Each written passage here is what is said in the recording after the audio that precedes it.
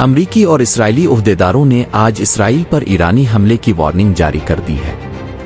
Ban अल-अक़वामी media के मुताबिक 3 अमरीकी और इस्राएली ओहदेदारों ने दावा किया है कि वो तवक्को करते हैं कि ईरान आज मुमकिना तौर पर इसराइल पर हमला कर सकता है। हाल ही में हमास और हिज़्ब अल्लाह के सीनियर रहनुमाहे की हलाकतों के जवाब में इसराइल पर ईरान के मुमकिना हमले के पेश नज़र अमरीकी सेंट्रल कमांड के जनरल माइकल कोरेला ने इसराइल का दौरा किया। अमरीकी न्यूज़ पर साइट ने 2 अमरीकी हुक्काम के हवाले से रिपोर्ट किया कि जनरल कोरेला का हालिया दौरा इसराइल, ईरान और हिज़्बुल्लाह के दरमियान हालिया कशीदगी के बाद एक स्ट्रेटेजिक इक़दाम के तौर पर देखा जा रहा है। ने रिपोर्ट किया कि माइकल कोरेला के दौरे का मकसद बैन अल-अक़वामी और इलाकाई सतह पर इत्तेहादियों को मुतहर्रिक करना है और इसराइल के दिफा को यकीनी बनाना है। जैसे 13 अप्रैल को ईरानी हमले के खिलाफ इसराइल का दिफा किया गया था। रिपोर्ट में मजीद बताया गया कि 3 अमरीकी और इसराइली ओहदेदारों ने कहा कि वो तवक्को करते हैं कि ईरान आज इसराइल पर हमला कर देगा।